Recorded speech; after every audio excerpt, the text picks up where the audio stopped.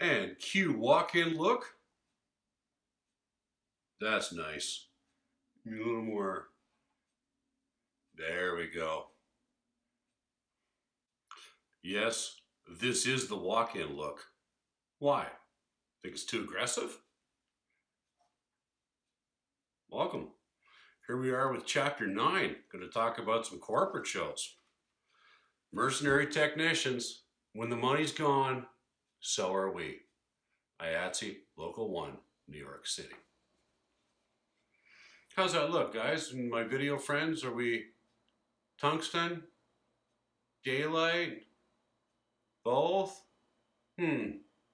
Stick with tungsten. Looks better on old guys. So if I can make my living in the music industry, I'd never do another corporate show again for the rest of my days. Don't get me wrong, I'm not biting the hand that feeds me. Much. Corporate work is what I did to keep the doors open so I could still work in the music industry. Sometimes I've had to bail on a band gig to take a lucrative corporate payday. Other times the music wins. Over 35, 40 years in, I must be close to 500, 600 award shows, all versions of the same thing. Set up, rehearse, walk in, awards, dinner, awards, dancing, strike. Fake stress, ridiculous schedules, painful travel, high client expectation, long days, sketchy catering. The one upside was that corporate allowed me a budget to become a production designer. Light needs something to bounce off and clients need something to look at. My first taste of the corporate world was working for Ortho Pharmaceuticals at the Fern Resort outside of Toronto. We were working for one of our regular artists, Carla Cheray, at the time, and she had rewritten the lyrics to the Pointer Sisters' I'm So Excited to reflect home pregnancy testing kits. After setup and rehearsal, client threw a pretty decent party and we all got a little tight. Then they wanted to dance, so we went downstairs and grabbed a couple of monitors off the stage and a tape deck and proceeded to twist the night away. Now the Fern was a very remote resort and there was no wake-up call. So Bob and I awoke to the realization we were late, drunk, and we were on stage in about 5 minutes ready to go. Wrong! Monitors were still upstairs. A quick dash around the resort, now we were ready to go. We somehow got through this show. The best moment was when the drummer, Greg Lotz, fell asleep behind a Simmons digital kit, and when he dropped his sticks, we had an impromptu, full-volume drum solo during a speech. Well, note for your junior audio guys, mute the band when the president's talking. After this near debacle, we realized that corporate work demanded a different skill than rock and roll. Same technology, just applied a different way with a higher pay scale. Now, at the very start of this work, our mentor, Jim Clare, told me about the hotel doorman philosophy. The first time you roll up to a hotel, you drop 20 bucks in the doorman's hands. Now, they'll remember your face for the rest of your life. After that, 10, and then a 5 and a 5 and a 5. But always back to 20 for Christmas or birthdays. Now, at the time in my life, I was working a lot at the Royal York Hotel in the Sheraton Centre in Toronto, almost every month on an event. Well, I did the tip thing at both places, and my access became first in line. They booted other people's trucks out of the docks so I could get my trucks in. We could load into side doors and use service elevators, which was verboten at the time. I was driving my beautifully rebuilt 1981 Cadillac Eldorado Barretts at the time. And Fred, the doorman at the Royal York, he was rebuilding a Caddy and he needed some parts. And I had just scrapped 2 parts Cadillacs. I had a barn full of them. So he needed one of those electric seat-moving door console switches, and I had a couple. So I went rooting through the barn. I got them. I brought him down and I gave him to Fred next time I went into the hotel. He was pretty thankful, but he never took a dime off me for the rest of my life. And my trucks were always at the front of the line. Now, you must work closely with the hotel and venue staff and treat them with respect. They see a constant parade of black shirt rebels, so a polite greeting and a smile goes a long way. The lowest person on the totem pole in the venue is the one who can get you a set of stairs at the last minute. When the client forgets to feed the crew, the banquet captain will feed you if you've been cooperative all day. And because you were gracious, the house AV department will loan you the parts you forgot. Now, this type of work led to a very close association with Henry Durda at the Sheraton Centre Show Services in Toronto. This was long before the corporatization of that world. Hotel sales staff would give away the AV services to get a contract. We didn't have to charge. So Henry had led a pretty major renovation in that ballroom, and just as I started, so I was dealing with a nice new space. We had pipes everywhere, rigging was a breeze, power everywhere, 200 dimmers all over the ceiling, and 2 IntelliBeam 400s that came down on scissor motors with a little chiclet controller and a mirror ball in the middle of them. Now, at the time, my rate might have been about 25 bucks an hour or something like that, and I was charging the hotel 45. Man, I was making bank. It's only when they knew how to use it. I'd pull the controller down, plug it in, turn it on, and proceed to just bill. It was a good time. You know, we had no adult supervision for management. We could do whatever we needed to at all times of the day and the night. Well, technically not part of the hotel. I had keys in the run of the place for almost 8 years. Henry was a true gentleman, and I miss you, my friend. Now, charity gigs, they're the same as corporate work. They just have a completely different set of client expectations. Around, I guess 90, I worked my first teddy bear fair for the Children's Aid Foundation. Last minute change in production providers, and we got the gig about 3 days before load-in for a huge ballroom show. It was designed by Decor & Moore, so I diligently followed their plans, and I lit everything, and I spent 2.5 days in a scissor lift, hanging lights, pointing lights. As this was going on, the decor crew would change locations of the set pieces, making me redo all the work that I had just done. Just before doors, man, I ran upstairs to the booth, sat down behind the light board, ran the show with no sleep for 2 days, and I had lighting splooge all over me. I was black up to the elbows. I probably stank. It wasn't pretty. I was not happy with the final outcome for the amount of work that I had put into that show. Now, behind the scenes, unbeknownst to me, there was a power play going on. Committee was also not happy with the total look, and they called Decor & Moore in for an explanation. Well, Leslie Bell threw me under the wheels of the bus and blamed everything on me. But the committee wasn't buying it, as they watched me work my ass off. And several months later, they called me in, and I took over the production design and management of the event. Now, at that time, the Children's Aid Foundation Committee was a small group of ladies who lunch. And it was a whole lot of fun to hang out and work on those shows. Several meetings, we'd all have our marching orders, and we'd go about our tasks. Now, over the years, we produced many successful events at the Sheraton Centre, and the event and the committee grew. 10 years later, this Children's Aid Foundation's got a staff of 20 women and some guy named Jamil that drove a truck.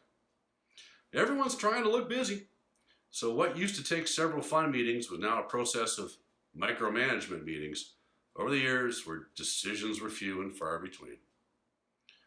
By then, the event had outgrown the ballroom, and we had moved to the Metro Toronto Convention Centre in the South Building. Now, for a decade in the Sheraton Centre, we had drastically reduced the bills for technical service to the event. I used everything from show services. Staff, scissor lifts, power, and all for very, very low charge to the committee. Now, I had warned the committee about the changes to the upcoming fees. As the MTCC has Showtech in-house, Showtech, we're not happy till you're not happy. I submitted my design to Rick Green, and the first quote for tech services was over $20,000. I presented that to the committee, and all hell breaks loose, with the result being that I have to pretty much eat it. Well, there goes the margin on a show that now takes 10 months to produce.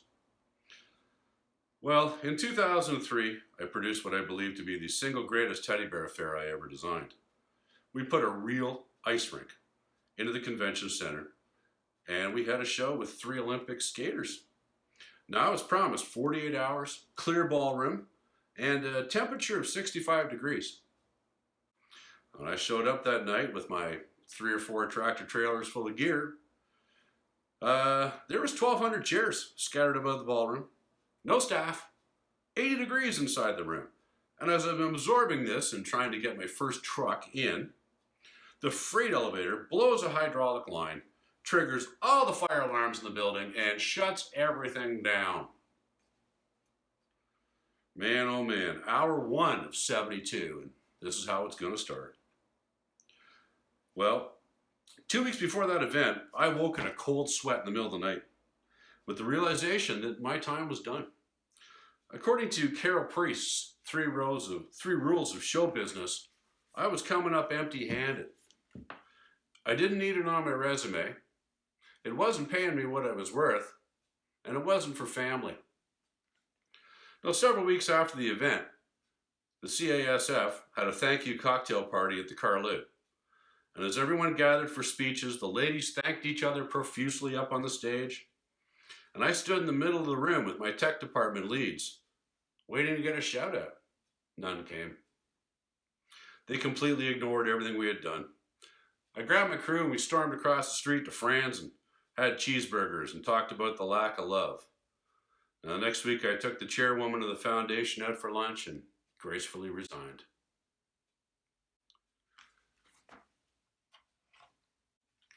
Now, I've had a long association with Jim Fairhart Productions. We produced well over 100 shows together, and with a dedicated rogues gallery of freelancers. I'd be remiss if I didn't shout out our favorite client, Robin Abbey from Crissell Management. Robin and her team handled the clients, and we handled the tech. Now, we were designing the AGM for Eminem meat shops. Color change here, corporate always got to be on the money. Eminem is blue with some orange, but I only got one light, so let's go orange. Now, we were designing the AGM at the Harbour Castle in Toronto, and the Winter Olympics had just taken place in Canada. And we were free to use Olympic images because Eminem was the sponsor. So during the ceremony, there was 4 giant hydraulic arms that rose out of the floor at predetermined parts of the show, and up they come, 1, 2, and 3, and the 4th one doesn't come up. Every tech in the world's watching this thing live going, and we know there's a bunch of dudes probably underneath the stage beating on it with hammers trying to get the thing to come up. Well, it worked 100 times in rehearsals, and it failed on the show. So I took that as an idea. I thought, why don't we make a gigantic M out of chrome truss? And I'll have it all laid on the ground behind the stage when the audience walks in. And when we start, I'll bring the pieces of truss up one by one as the band plays the Olympic theme, but we're only going to get to 3. That 4th one's not going to start. So the president, who was a great guy, Mac, had to come out on stage and whoa to the band, there, oh, stop, stop, stop. And during the closing ceremonies, they had got a mime to pull one up on the Olympics just to poke fun at it. So we did the same thing. We had the president mime that he was doing it. I hit the button on the motors. The last piece went up and we had a gigantic M now framing the stage. And the pyro shoots off the M and the video's going in the background. And it was fabulous, just fabulous. And a lot of fanfare before we just settle down into the other corporate show.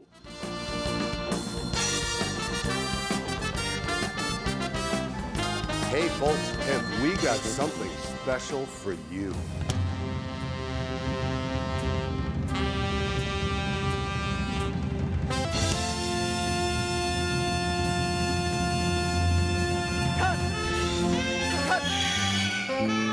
Cut! This is starting to look like Vancouver. Oh, there we go.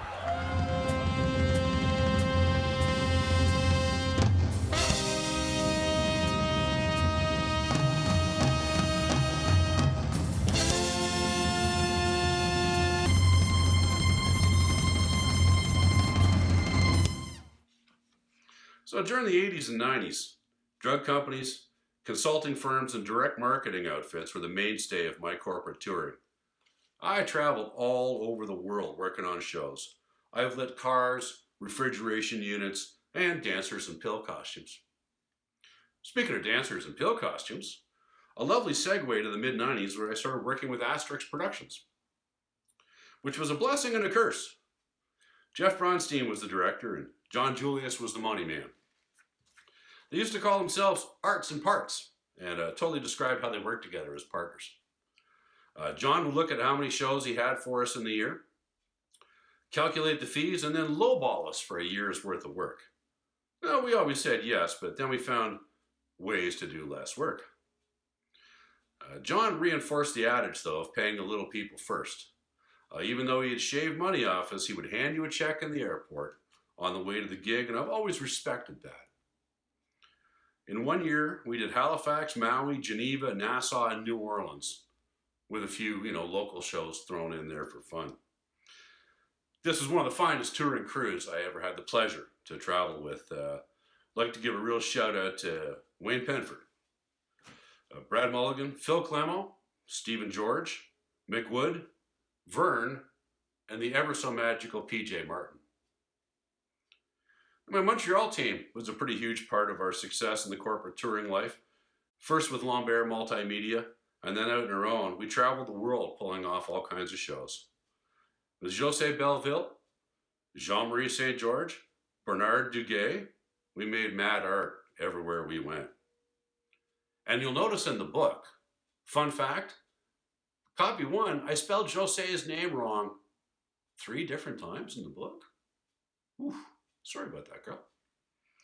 Anyway, what makes all this possible is the bond that develops with your road family. Now, generally, we travel with department heads and we pick up local labor wherever we go.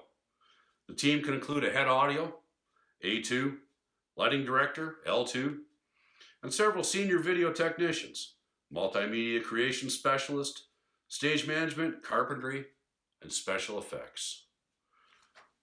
Standby video roll 3, standby walk-in, standby music, and go, go, go, go, go, go, go. Are we done yet? No, we have more awards to do.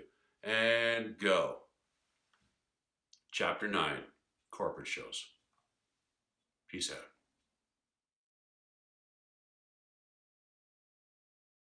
I said, hold all my calls. Eric Bartness, congratulations on the release of your book, Travels with My Lamps. I've been enjoying reading your book, and I've been enjoying your commentary these past few weeks. I started thinking about your retirement and what that meant to me and the shows, all the shows that we'd done together.